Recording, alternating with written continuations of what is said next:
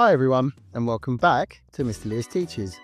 Today we're going to look at long multiplication, and I'm going to show you how it links directly to the grid method.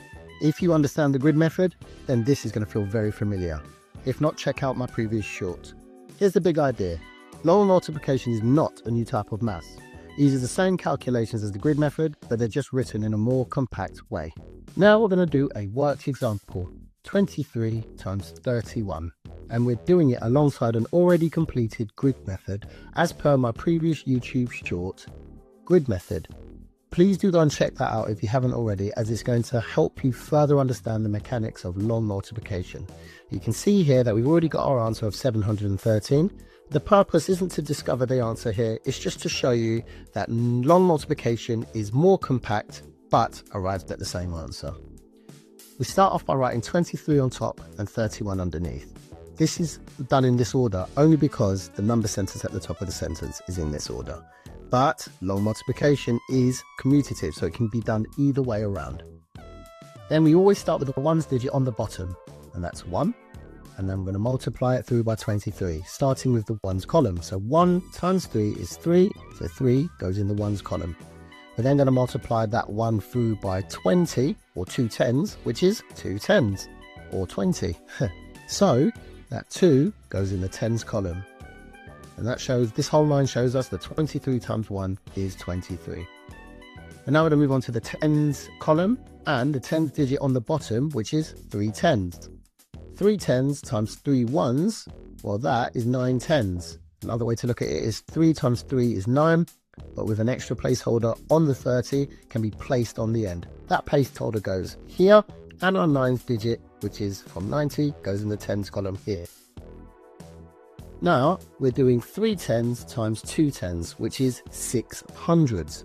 So again, 3 times 2 is 6, but then we've got a placeholder on the 30, a placeholder on the 20, which gives us 2 placeholders in total, and we're going to place those on the end. But either way, that gives us 600, so our 6 goes in the hundreds column. Now is the time to add the two answers together, 23 and 690, and you guessed it, we get 713. Now look at the comparison between grid method and long multiplication.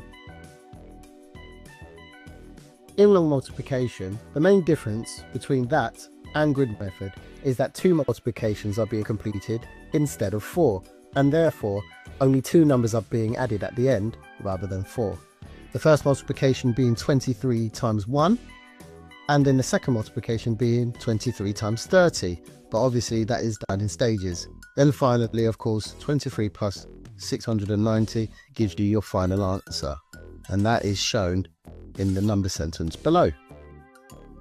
Now it's time to try one yourself. Pause the video and try 41 multiplied by 26. Think about what you are multiplying 41 by first. That's right, it's going to be the ones digit of the bottom number. So multiply 41 by 6, then move to the tens digit and multiply 41 by 20. And remember to start one place to the left when you're multiplying by the tens digit. Okay, let's check. So 6 times 1, well, that's 6. So 6 goes in our ones column. Then 6 times 4 tens is 24 tens, or 204 tens. So 240. We're going to place that as such, obviously with our carry.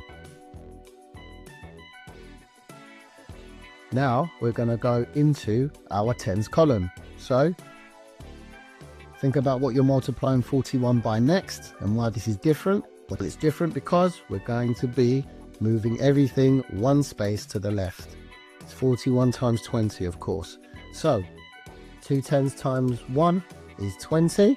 So placeholder, and then 20, or 2 in the tens column, and then 2 tens times 4 tens, well, that is 800. So 8 goes in the hundreds column. Nothing else to carry, nothing else to multiply. So it's that time again. What do you have to do after you have multiplied both numbers? Yep, add them up.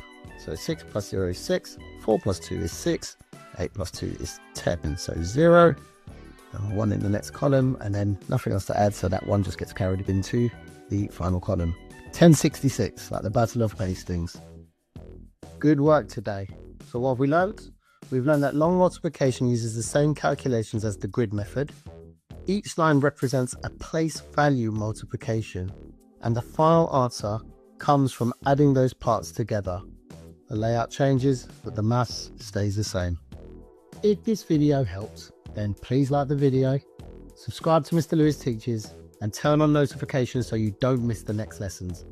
Next, we're starting a series of videos all about fractions. We'll begin with what fractions really are, and then we'll look at equivalent fractions before moving on to adding, subtracting, multiplying and dividing them step by step.